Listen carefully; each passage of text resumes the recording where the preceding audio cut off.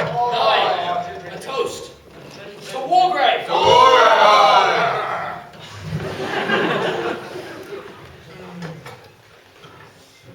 That, lads, was a very passable piece of risotto. Very passable. Nothing like a good glass of the old Chateau de Chasselet sage, as I am. Right you are, Obadiah. Who'd have thought 30 years ago nobody sits here drinking Chateau de Chasselet, eh? Aye. In them days, we'd have been lucky to have a cup of tea. A cold cup of tea. Without milk or sugar. Or tea. Frank Margano. Oh, we never had a cup. We always used to drink our new old piece of newspaper. Oh, the best we could manage was to have a sock and an old piece of damp cloth. Aye. Well, we were happy in those days. Even though we were poor. Because we were poor. My old housemaster, Nick, used to say to me, money doesn't buy you happiness, son. Aye. I was happier then and I had nothing. We all used to live in this tiny boarding house with great big holes in the roof. House? You were lucky to live in a house. We used to live in one room, all 60 of us. No furniture, and half the freddie floor was missing.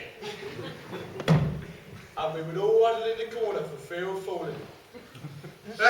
Our room, we used to have to live in the corridor. Oh, we used to dream of living in a corridor. A corridor would have been a palace to us. We used to live in an old water tank on top of a rubbish tip. We got woke up every morning by having a load of rotting fish dumped all over us. House, heart. Well, when I say house, what I really mean is an hole in the ground covered by a bit of tarpaulin. It was an house to us. We were evicted from our hole in the ground, and we were sent to live in a lake. A lake. That's a bloody blessing. There was 150 of us, no word of a lie, 150 of us living in a shoebox.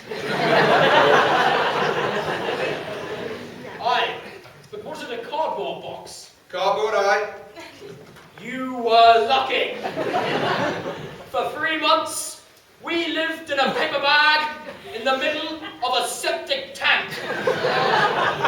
We got woke up every morning, 6 o'clock on the dot, cleaned the paper bag and septic tank, had a breakfast of stale crusted bread, went to work for Mr. Miller 14 hours a day for 2 a week, and when we got back to our housemaster would beat us with his belt. Oh, a luxury! We used to get out of the lake at 6 o'clock in the morning, clean the lake, eat a handful of boiling gravel, go down the mill for 20 hours a day, and when we got home, our father would thrash us around the head and neck with a broken bottle. If we were lucky. Aye. You had it tough. But we had it tougher. We used to have to get up at 12 o'clock and clean the shoebox end road and lick it clean with our tongue. Then we got 2 cold bits of gravel, cold, mind you.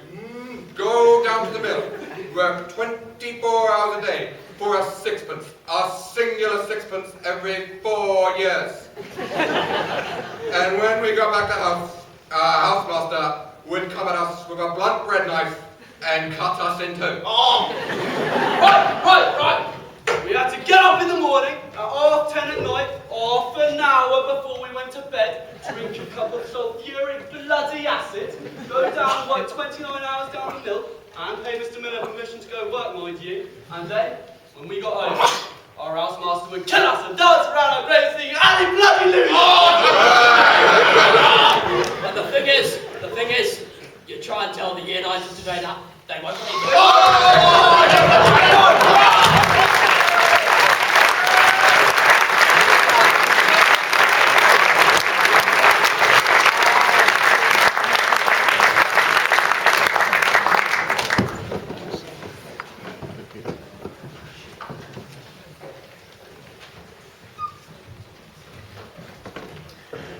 and gentlemen. Up next is our song, but we first, but first we have a short skit. Gentlemen, we've got some of our funniest Wargravians here tonight for this particular thing. Ladies and gentlemen, the topic is unlikely lines to hear in Wargrave. Cameron, why don't you start us off? This house concert was planned months in advance.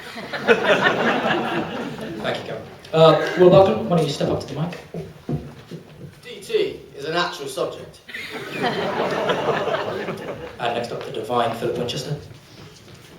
Ollie Wright has a girlfriend. Not true! Very funny.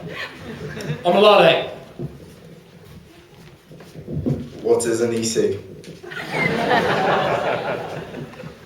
And finally, George Gray. We don't approve of going out with younger girls. Thank you very much. Up next, Quarter of a Song.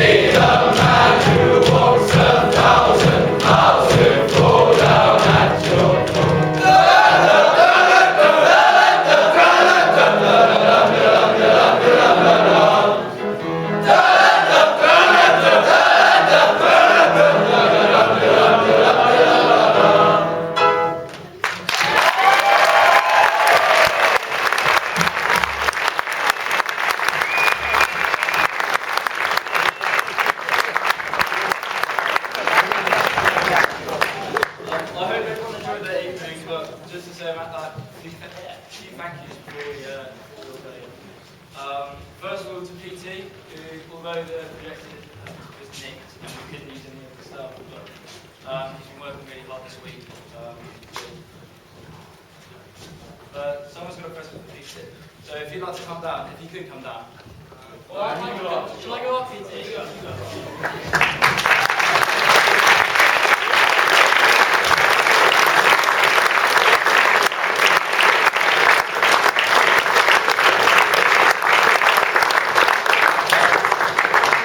Next up to Mr. Parry, who's worked hard on the house song. Check you guys, haven't.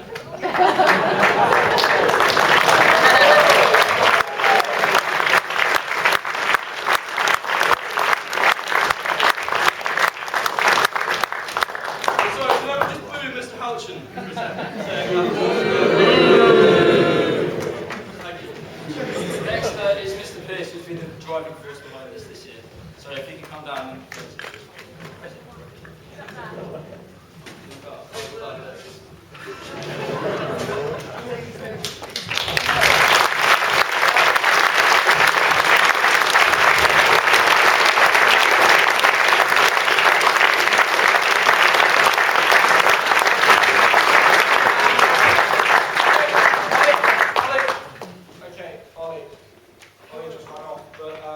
Ollie's been in charge of this whole thing. He's pulled everyone together and made such a big house concert that it was. So we just want to thank him with lots of chocolates. But he has gone. He's just gone. There's no book that. True.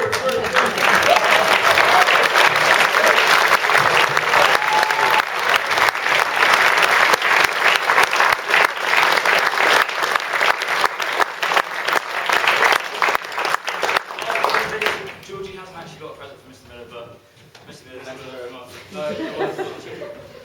Also, thanks to Mr. Parry Smith. Yeah, and everyone else who's really forgot you, so thank you.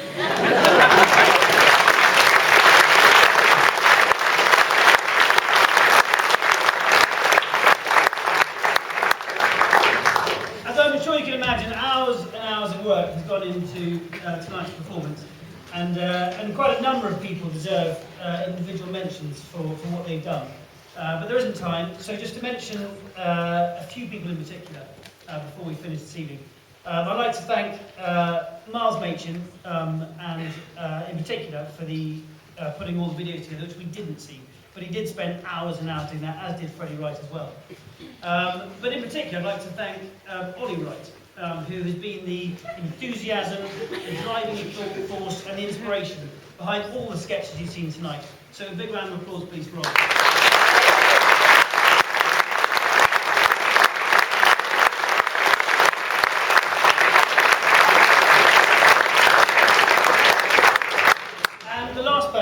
Is Mr. Pierce, who's up in the box. He took charge of the House Review this year. It's trying to manage the performance of 64 divas is difficult, and he's been very generous with his time and perhaps more with his patience. But he's found the right balance between funny and appropriate. And so for all he's done, which has been incredible, I thank you very much. And I'll allow to give a round of applause.